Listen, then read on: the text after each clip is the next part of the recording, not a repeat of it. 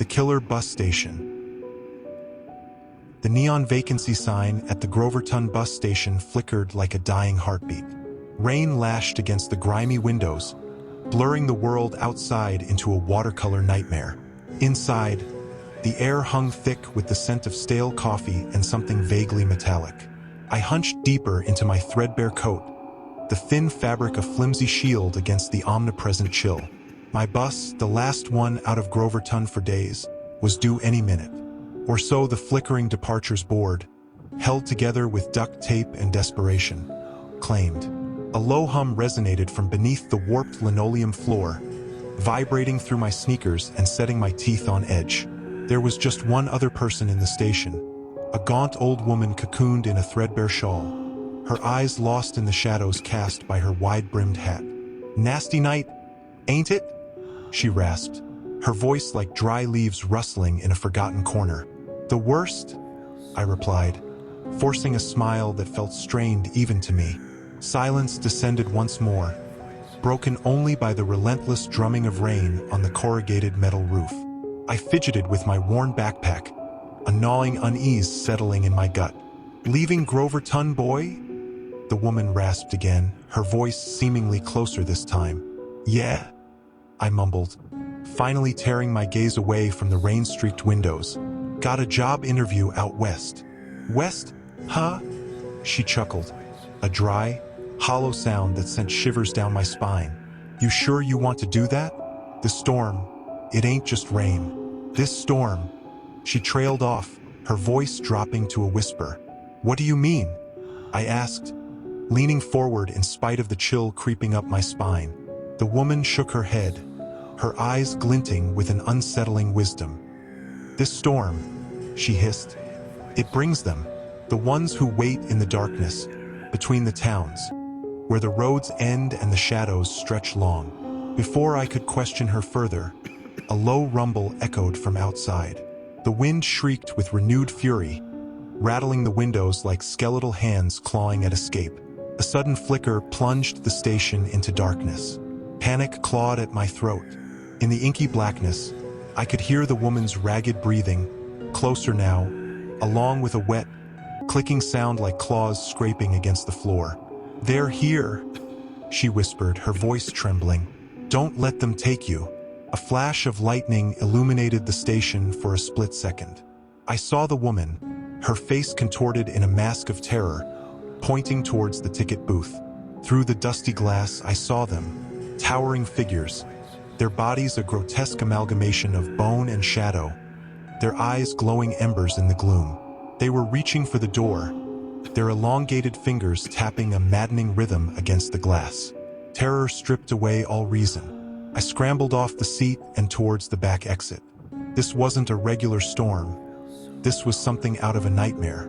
The exit door was rusted shut, but with a desperate heave, I managed to pry it open enough to squeeze through. The wind howled, tearing at my clothes as I emerged into the storm's fury. Rain lashed down, but it felt like a baptism compared to the horror waiting inside. I sprinted into the night, the monstrous figures from the ticket booth screaming after me, their voices swallowed by the wind. I didn't look back. I ran until my lungs burned and my legs gave way. When dawn finally broke, painting the bruised sky with streaks of pink and orange, I found myself huddled beneath a crumbling overpass, miles from Groverton. The storm had passed, leaving behind an eerie stillness. There was no sign of a bus, no sign of the station, or the terrifying figures that waited within. Was it all a nightmare, fueled by fear and the old woman's ramblings? A shiver ran down my spine as I noticed a single, muddy footprint imprinted on the road leading away from the overpass. A footprint far too large to be human. Days turned into weeks, and my search for Groverton yielded nothing. The town had vanished without a trace, erased from maps and forgotten by the outside world. The only clue I had was a faded newspaper clipping tucked within the pocket of my jacket. The headline screamed, "Groverton Bus Station declared unexplained sinkhole." The story itself was thin on details, mentioning a sudden collapse and ongoing investigations. Unable to shake the feeling that something wasn't right, I decided to investigate further. My search led me to a dusty bookstore tucked away in a forgotten corner of a forgotten town. Inside, the air hung thick with the scent of old paper and forgotten stories. The shelves groaned under the weight of countless leather-bound volumes, their worn spines reaching out like skeletal fingers. A lone figure hunched behind a cluttered counter, his head buried in a tome so ancient the pages threatened to crumble at a touch. Ignoring the insistent jingle of the bell above the door, the man continued muttering to himself, his voice a low murmur that sent shivers down my spine. Clearing my throat, I approached the counter. "Excuse me," I said, my voice echoing in the cavernous silence of the store. The man startled, his head snapping up to reveal a face etched with wrinkles, like a map of a forgotten land. His eyes, the color of faded denim, held a depth of knowledge that both intrigued and terrified me. "You seek answers," he rasped, his voice like dry leaves rustling in the wind. "Maybe," I admitted cautiously. "I'm looking for Groverton." The mention of the vanished town seemed to spark a flicker of recognition in his eyes. He beckoned me closer, a gesture laden with unspoken warnings. "Groverton is no more," he whispered, his voice barely audible over the rhythmic creak of the floorboards. "Swallowed by the shadows, claimed by the ones who wait." His cryptic words mirrored the old woman's ramblings at the bus station. "What do you know about the storm and the creatures?" I pressed, my voice barely above a whisper. The old man sighed, a sound that seemed to carry the weight of ages. He rummaged through a stack of dusty scrolls, finally pulling out a parchment adorned with strange symbols that danced before my eyes. "These," he explained, spreading the parchment on the counter, "are stories passed down through generations, whispers from the fringes of the world. They speak of entities known as the Wayfinders, beings of darkness who roam the desolate spaces between towns, preying on the lost and the desperate." He pointed to a section of the scroll depicting shadowy figures with glowing eyes, eerily similar to the creatures from the bus station. "The storms," he continued, his voice laced with a grim conviction, "are a harbinger of their arrival. They tear open cracks between worlds, allowing the Wayfinders to slip through and claim their victims." A cold dread filled my stomach as the pieces of the puzzle began to click into place. "But why Groverton?" I asked, my voice barely above a whisper. The old man shook his head. "Groverton was a nexus, a weak point in the veil between worlds. The storm, it simply tipped the scales." He fixed me with a piercing gaze. "You saw them, didn't you?" I nodded, the memory of those horrifying figures burned into my mind. "You were lucky to escape," he said, his voice low. "But the Wayfinders are relentless. They will stop at nothing to claim what they believe is theirs." A new terror gripped me. If Groverton was gone, what was to stop them from coming for other towns? "Is there anything I can do?" I asked, a desperate hope flickering in my chest. The old man looked at me for a long moment, then nodded slowly. "There's talk," he said, his voice dropping to a conspiratorial whisper, "of a hidden order, protectors who stand against the darkness. They call themselves the Wardens. They might be your only hope." His words offered a sliver of hope, a flicker of light in the encroaching darkness. "Where can I find them?" I asked, a newfound determination hardening my voice. The old man reached under the counter and produced a worn leather-bound book. "This," he said, placing the book in my hands, "contains knowledge of the Wardens, a map to their hidden sanctuaries. But beware, their secrets are closely guarded.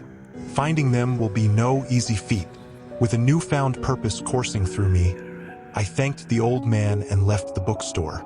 The book felt heavy in my hand, a tangible symbol of the fight against the shadows. My journey led me across desolate highways, through forgotten towns, and into the heart of ancient forests, following cryptic clues and deciphering riddles hidden within the pages of the old book. Along the way, I encountered others who spoke of the storm, of missing loved ones, and of a growing darkness that threatened to consume the world. Facing these terrified whispers and the ever-present threat of the Wayfinders hardened my resolve. I learned to fight, honing my skills with a scavenged hunting rifle and a newfound understanding of the shadows. Months turned into years, the pages of the book growing dog-eared and worn with use. Finally, after a grueling trek through a treacherous mountain pass, I found it, a hidden valley shrouded in mist and ancient magic. A single, weathered stone archway stood as the gateway, runes etched upon its surface pulsing faintly with an otherworldly light. This was the entrance to the Wardens' sanctuary. Taking a deep breath, I stepped through the archway. The world shimmered around me, and when the mist cleared, I found myself in a breathtaking valley bathed in golden sunlight. Lush meadows stretched before me, dotted with ancient trees and quaint cottages with smoke curling from their chimneys. Yet, an undercurrent of tension hung in the air, a sense of constant vigilance. Approaching the largest cottage, I found an elderly woman tending a herb garden. Her eyes, the color of a summer sky, held an ageless wisdom. I explained my story, the horrors I had witnessed, and the growing threat of the Wayfinders. The woman, who introduced herself as Alara, listened patiently. When I finished, a crease formed between her brows. "The Wayfinders have grown bolder," she said, her voice grave. "We have felt their presence encroaching, their hunger for our world growing stronger." She led me inside the cottage, where a group of men and women, all with a steely glint in their eyes, were gathered around a map. They were the Wardens, protectors sworn to keep the shadows at bay. Alara explained that the veil separating realities was weakening, and the storms were symptoms of this growing tier. Groverton was just the beginning, and the Wayfinders would not stop until they breached the veil completely. Over the next few months, I trained with the Wardens, honing my survival skills and learning about the ancient rituals used to banish the creatures of darkness. They taught me to harness the power of sunlight, a weapon against the shadows, and to channel the energy of the earth to reinforce the weakening veil. Finally, the time came. News arrived of another town on the verge of being consumed by a Wayfinder storm. We knew this was our chance to strike back. A small contingent of Wardens, including myself, embarked on a daring mission. Traveling under the cloak of darkness, we arrived at the storm-ravaged town. The familiar dread filled me as I saw the skeletal figures clawing their way through a widening tear in the veil. The battle was fierce. We fought with a desperate ferocity, channeling sunlight and wielding ancient wards against the creatures. My rifle barked, echoing through the night. One by one, we pushed the Wayfinders back, forcing them closer to the tear. Alara, leading the charge, used a powerful ritual to focus our combined energies. With a blinding flash of light, the tear ripped shut, severing the Wayfinders' connection to our world. The creatures howled in rage, flung back into the darkness from whence they came. Exhausted but victorious, we collapsed as the storm subsided. We had bought the world time, but the battle was far from over. The veil remained weak, and the Wayfinders would undoubtedly return. Now, I stand with the Wardens, a protector on the fringe of the world. The weight of responsibility sits heavy on my shoulders, but I am no longer alone. We are the guardians against the shadows, a flickering flame against the encroaching darkness. And somewhere, a faded map tucked within the pages of an old book serves as a reminder. The fight has just begun.